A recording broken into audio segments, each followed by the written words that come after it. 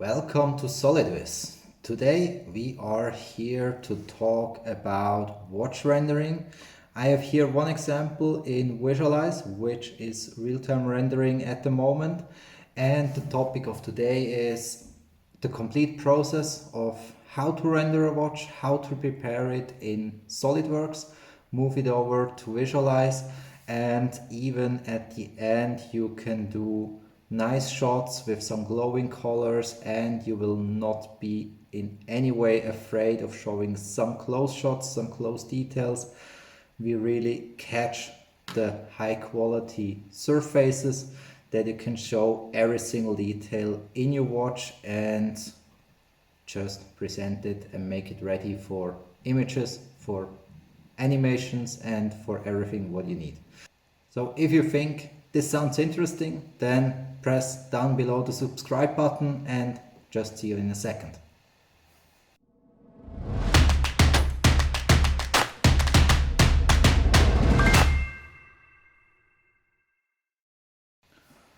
Welcome back. So I mentioned before that we will focus on the detailed surfaces which we have in a watch available. I just took out the depth of field to show it to you more easy.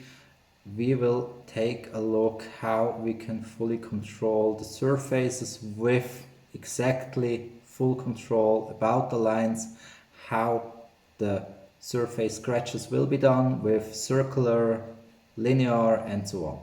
So exactly these will be the topics of today, and also how we can add some special effects into the watch.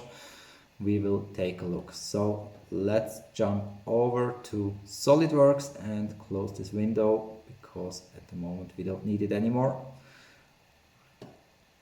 Because as mentioned, we will do it fully from scratch, and we are already here in SolidWorks. The first what I do is I take out the glass because we need the full access into the body inside of the watch. And just to speed up this tutorial a bit, I pre-marked or pre-placed in a folder the different materials that we can go quite quick through the texturing. And the first what I do is I go through the glowing surfaces because they are just glowing, they don't need a specific orientation, so they will be quite fixed to do. So all of these here I mark, and I guess everybody knows, just add it to the feature. I open just one experience, it doesn't matter which one, I just apply for safety the blue one. It's very close to it because we just need to split the surfaces in SolidWorks. We don't need to attach the final material. This we will do afterwards. So I add some light blue, and we have the blue emissive done. Then we go step by step through it. So we have some black color again here, and we can directly mix it with these ones. So let's catch them directly all together. And here I also will not focus on a specific orientation, it's just a regular material. So let's apply. Then the blue emissive we did, the black also. Then we catch the silver here in the middle. I will focus this time not on the silver material because we have a lot of simulations around here with the perfect orientation. So that's why I just pick it as one single body. Usually I would add, when I focus on this point, I would add a circular surface and a radial surface to keep track of it. So let's attach gray. As mentioned, doesn't matter which one. Then we have white gloss. That's the circular here. That's also not a very important surface, but also here we need to split it from the other ones. Then we have the white emissive and again one white emissive around. I do them separate to have the full control about the amount of lightning. So let's add to this one also just one color. So don't stay focused on the colors or on the right colors, just attach something that it doesn't get connected to another material. This is how I like to work, and not everybody is doing it like that, but it's my typical way of doing it. So the yellow we have done, and now we have one blue emissive missing. So these are the circles here around. They have all the same amount of light at the end, so also in here, and attach the blue one, this time the dark, and we already have the baseline here. And what we have is we will attach here one material to have the full control, we will attach here one material, and also here if we like to have it in silver or in black and with radial scratches. We just want to stay flexible at the end, so that's why we split it from the beginning. So I take the plane, and in this time I want to attach a very controlled surface with some picture on it. So that's why I picked this one, apply, and also here I go with the same. Then apply this one, and finally the last one, catch the plane, attach this one, and in this case it didn't take planar, it's directly visible, but I want to have planar from top view, so I go to change it, projection, and the orientation is this one. So we are also in the right way. Now we need to pick here, for example, the body. Attach once. Now we are already on the way to the detail surfaces, because the very sensitive materials are here, or surfaces, not even materials, because we want to attach overall the right direction of the surface.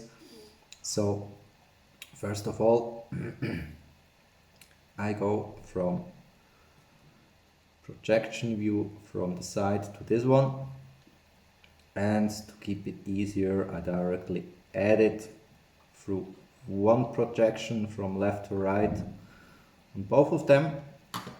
So let's choose this, select again the plane, add this one,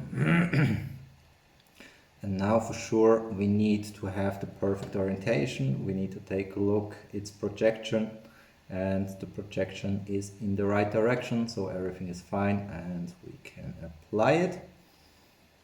So then we go, for example, with this one. This will be also actually a linear texture, but it's circled around. So in this case I also pick these ones. Then let's take the planes. Again the same texture, and I check if it's cylindric, and cylindric it is, so this as well. I add again the focus point, so just to be sure, then we are good here. The same we do in this case. I first pick to have easier to control. Here we will have a projection, so we add this one, projection orientation is correct, so apply, and you see actually the process of texturing is or seems to be quite fast, and it's really true because we just make the preparation that we are afterwards very fast. So we have the planar, and now we go with the radial surface. For this I directly catch the complete body. Again, attach this. For sure he doesn't recognize what I want to do. I go to cylindric, take the orientation in the middle, and we are all good here. And for sure the same we will need to do here. Again with the body, attach this texture, and like always he doesn't know that I want to have the circular. So edit, accept it, and we are good in this way too. So now I go with these surfaces which are visible from the top. You can really look for the details, but it's not that necessary that you take the bevels around. So in this case I will do it. And like here, I watch from the top, I take a look how he makes the orientation, and again wrong. So I change it to projection. I want to have the projection on this model, and he doesn't make the orientation correct. I more or less set it to the middle that I have it easier afterwards with this game. So apply. And then we already go with the last surface, and here I just do an easy catch because at the bottom we will not take a look at today. So I just select this one to keep it fast and simple in the tutorial as a complete body. I would not like it at the bottom, but in this case it doesn't matter. So again, projection, and the focus is on this line. So also here we can now have the full control about the orientation, and like that we are very good on track. So let's take a look if we picked all of them, and even when you added it. So if afterwards you want to attach something else at the bottom, which I just do for simulation reasons now, then you can pick it. Say you want to catch the plane at the bottom, again orientation wrong, so projection, and he adds it quite nice. But when we take a look from the bottom, then I will also need to catch this one. So again, let's see, he takes circular, that's good. So then we are from bottom and from top fully ready to go over to visualize. So you see it's a quite fast process with texturing. Especially you really need to think in Solidworks about how you want to apply a texture, that it makes sense, because afterwards everything what is connected is also connected in Visualize, and it's quite a hard deal to split it afterwards. So let's directly jump over with the extended export. Now let's take a look what are my steps in here. The first one is always the same. I go into the camera, I switch to the default one, and as you see here we have a backplate in place. So I go into the environments, I kick out all the lights what I have, because with the lights we play usually afterwards, and like always very controlled. So let's pick this up, and the first step I do, I go with an environment. I just know it comes very good with watches. I pick it up from the backlight folder. I will also place a link down below in the comments where you can get all of these collections from environments to render quite a good shot.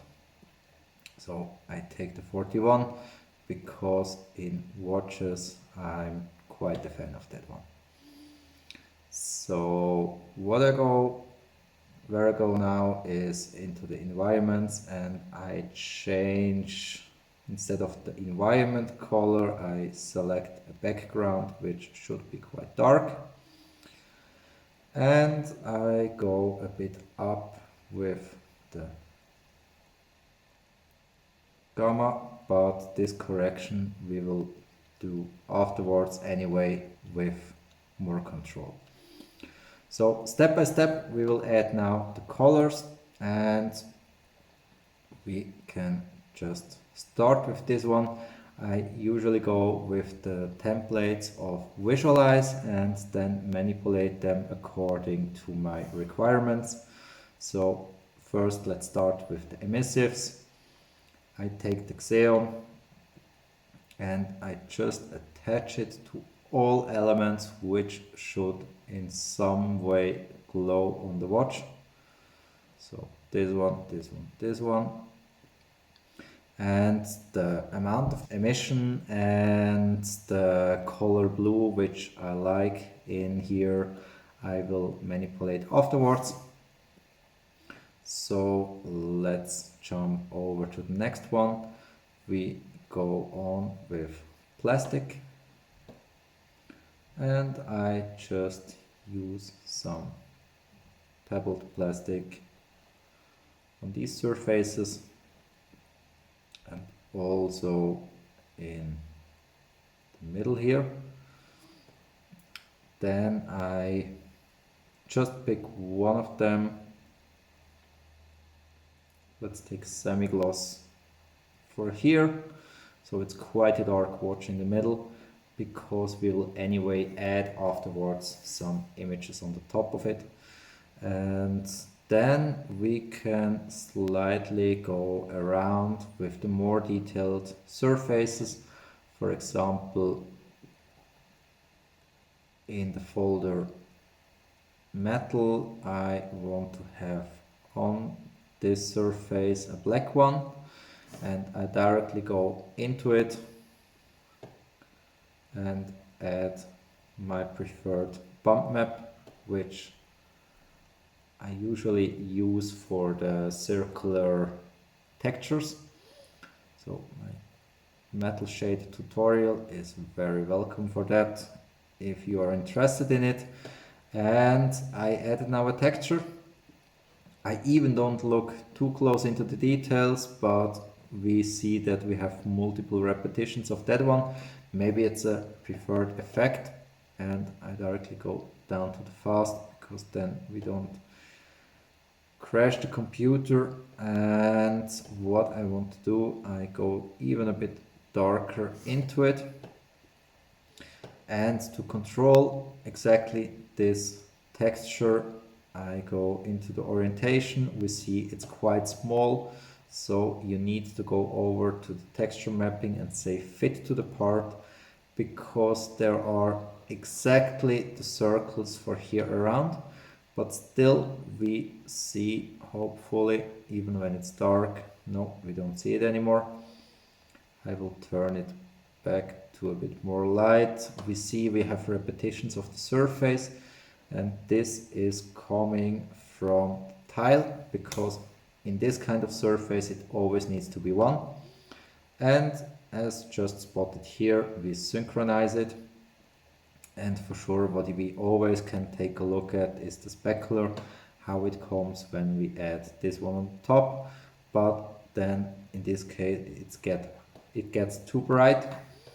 So let's take a look how we can manipulate it to get the right effect at the end. So here we are ready, and then we go from one to another. Like always, again, into the baseline. I like always to take the scratched one, the scratched metal. So we don't want to have scratches in here, but it's a very good baseline to have everything in place. So I just changed the bump to the axial, and we are directly on the right way, and we can also see how big is the size of the texture. So in this case it's a bit too rough, and anyway I added also on the specular to have a bit more contrast in the texture, and this time I even go to the tail with 10 or even 20 maybe, because it's still quite rough, and I want to have this was the reason. We need to synchronize it, that it matches on the top of each other, and we go to the bump and we reduce it to 0.15, and then slightly we go to a good result which has very nice scratches. So this texture is done. Then we can duplicate it and add it to one after another which has the same kind of textures. Like here it comes quite well. Then we have from the top a radial surface, but even then we can just copy it, add it on the top, and now we just need to change bump and specular to the right one, that we are in the circular way adding the texture on the top. So let's go in here, synchronize is activated, we go with one tile, and the texture mapping needs to be fit to the part, and then it gets also fitting to everything else. So this is how we do it step by step, and it gets one after another a bit faster. And already now I replaced quite a lot of textures, so I just sometimes click here on the right mouse and I say delete all unused textures to clean it up step by step. So let's pick this one from the side. We will also add a linear texture to it. So let's make a copy of that one, add it to the side, and now we need to take a look how it comes from the size. It looks also like huge amount of repetitions go into the textures, and we need to see how big the size is. So it's again small.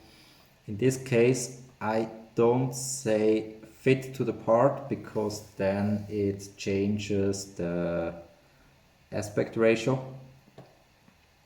I still look around for how to lock it, but I couldn't find out up to now how. So I make it 8 times bigger.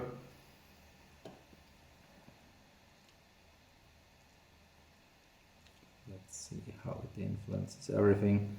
It got already bigger, so let's go to one of them, and it starts to look better, but still a bit rough at the moment. So let's take 2 of them, and now we are definitely in a better surface quality. So we keep it for the moment like that to make afterwards the final fine-tuning of it. So the same texture we can copy again and add here on the top, and like always we have the repetition of the surface because the size is not matching very good. I even don't find it at the moment. Yeah, here it's in the middle. So in this case it is more or less the same aspect ratio. So I go into the mapping and say fit to the part. Then we have the full control about tiles, how many of them we want to have. So I go into the texture, synchronize is checked, this is very good. Then we go down to the tiles, and I guess in this case 10 comes quite nice. So it also fits to the side texture. Then we are getting closer and closer to the final shot. So we also need the texture we added on the top, we can duplicate and we can add it here. Again, repetitions, that's usual texture mapping. Click again on it, fit to the part, then it matches perfectly fine with the circular texture. We can copy the other one and add it on this one and see how the size looks about. For this we need to go really close to it, because at the top of this one you see it then closer. So this looks good. Now we directly catch both of them, copy paste. We just need to find out which one is which. So this one comes from top side, texture mapping, click on it and fit part, then it matches perfectly fine. And this one we add to the other direction, and also here the size is directly matching quite well. So then we need to add here some rubber from the library. For this we go into the rubber folder and just attach this one. Let's see how rough it is. At the moment, for my feeling, it's too rough. So we go into the texture, synchronize like always. From my perspective, it should be by default set like that. So we go with 5 and even with 7 to have it not too rough on the surface. So these are the first step what we needed to do. And now we go with the mapping of these star image what I just found. And in another tutorial, in this case, I will just duplicate the surface and add an alpha map. But in this case, we could also go with the multi-layer. It's a bit up to your feeling, and it's definitely with the multi-layer the more clean way, but we want to cover multiple ones. So again here I say delete unused textures to clean everything up, and I show you how it works with the duplicating of the textures. For this you need to go into the part selection. It's directly selected the right part, so I duplicate this part. And when you go in the transformation, you can just in the Y direction increase it a little bit. So I increase it here to 30, and then it's lifted up from the original platform and we can start to work on it. So one thing what I do is I go into the colors, I duplicate the xeon, I just really make it to the white one. I add it on the top here.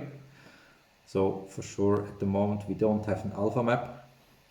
I just copy this one and go into the tutorial folder where the mapping is existing. And we go like always in the texture mapping, fit to the part, and then it directly resizes everything. And how much it glows, this we will just find out afterwards. But first we make a copy of that one, we will just use it. And we need again to go to the part, because the same procedure we do now here with copy the surface, transform, we go here a little bit up, and we can directly add the copy on here, texture, alpha, texture mapping, fit to the part. So already here you see it's now very white. And I took as an inspiration the Huawei watch, which has here just a light gray effect of this one. So we try to replicate exactly the same effect. For this we need to go into the general, we need to reduce the amount of this color, and the brightness I go down to 1. And already now it gets closer to the result what we wanted. But as you have seen in my result, we had some glow in these elements here, and this is exactly what we will take care about now. So let's go in here, and I just go to a more dominant blue one, increase the blue amount. This was exactly the wrong pick now, because they should really stay white.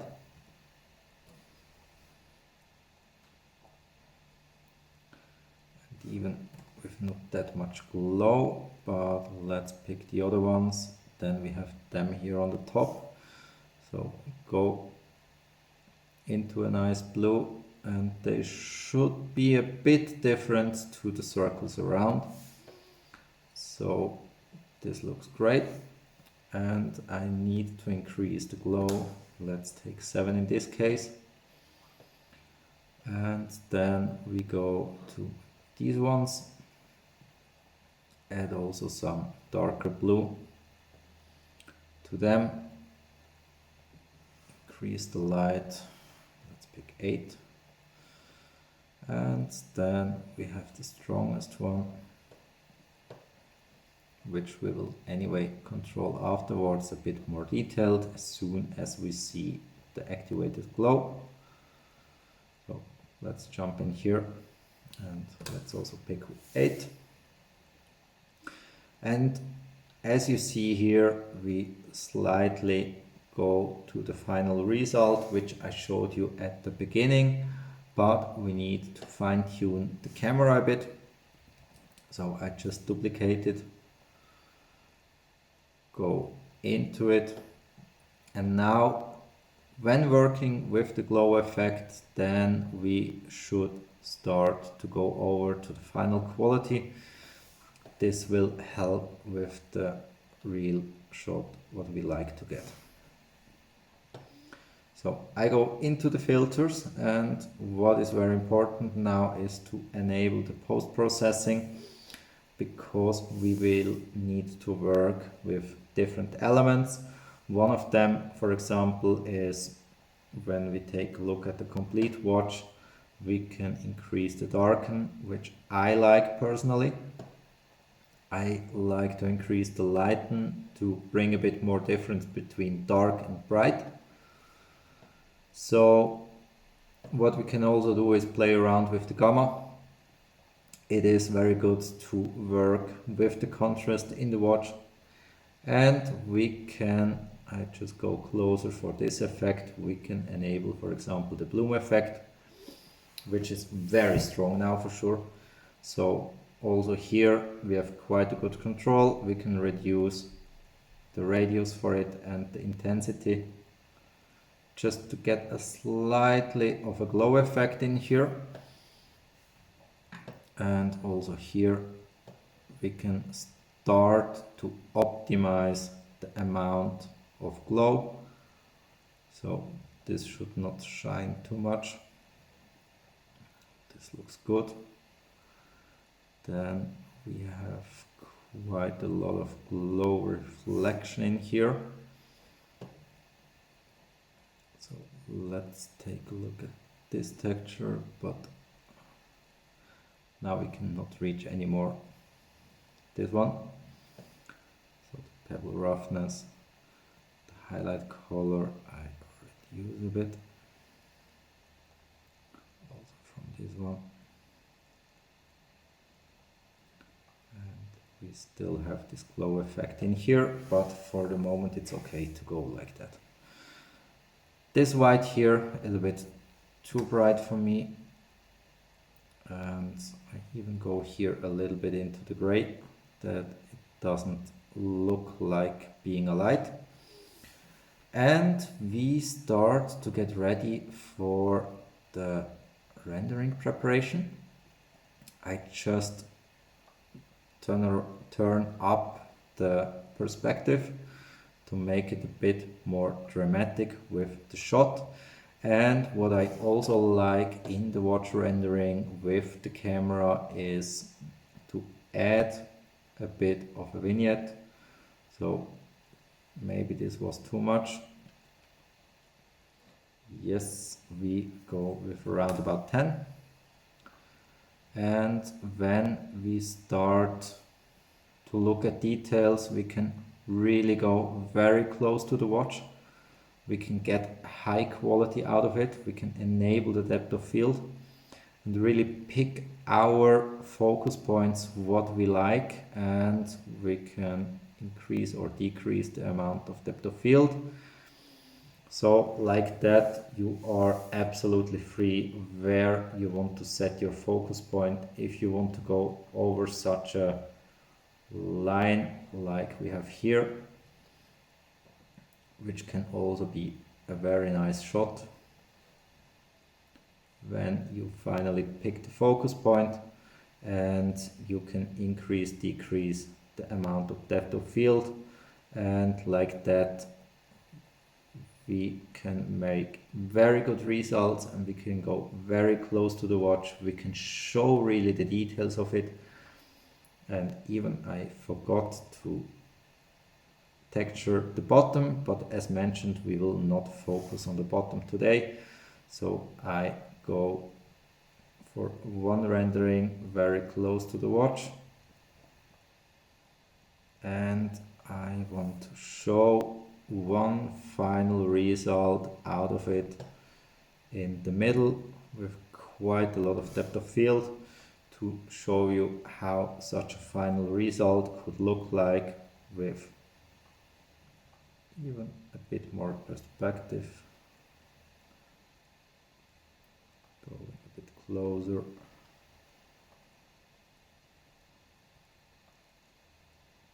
Place for a first rendering and just see you back in some seconds. First of all, I go with a quite high resolution that we can look into the details, and I go with 200 render passes, and usually it's definitely enough as long as you have the denoiser active. So let's take a look.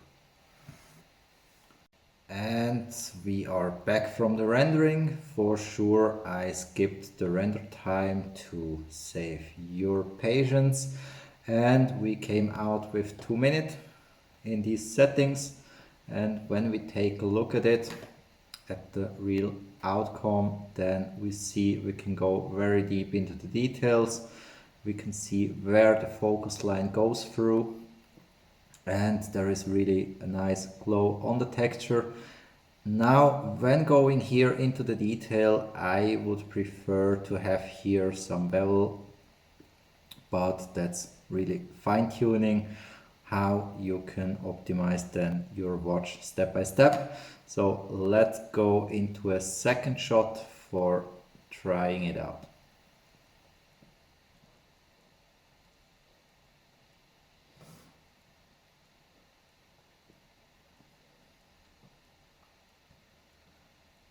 Now this time I go from another direction because I like it. I would take them down now because the letters are on the head finally now, but also from this perspective we can have quite a nice shot, and I even go a bit more to the back to cover the 18.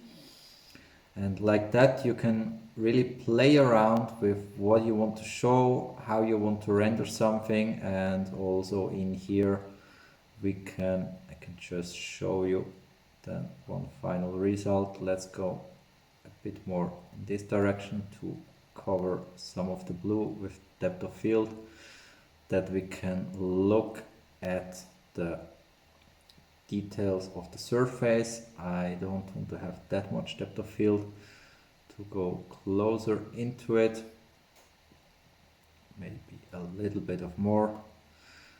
And also here we can do then finally the same and go into the rendering, and just see you back in a second. And we are back from this rendering, so we are out again with 2 minutes. So let's take a look at this close shot and see what textures we can show and what we can directly go into the detail. As you see here, I can really go very close to the watch elements. I can take a look how they look, and we don't need to be afraid to show anything of it. In this case, I would go with a bit more light into the game, but that's the optimization step of rendering. And also in here, I would even take the focus point a bit more to the back to cover more the light elements in here to make it more exciting with the look and feel. So this is how it works in Solidworks Visualize to render a watch.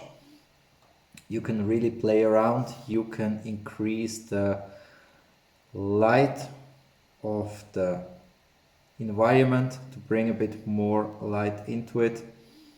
And you can play around with the environment or with the roughness of the surfaces. I just need to turn off the depth of field in this case, that we are much faster on the way, because now we suddenly see the reflections of the metal. So I even go for a last shot to show you exactly how it can work in this way. I go down with the aperture to bring it more up, and now we do one last shot, even from this perspective, and we render this again, and this will be the last one for today.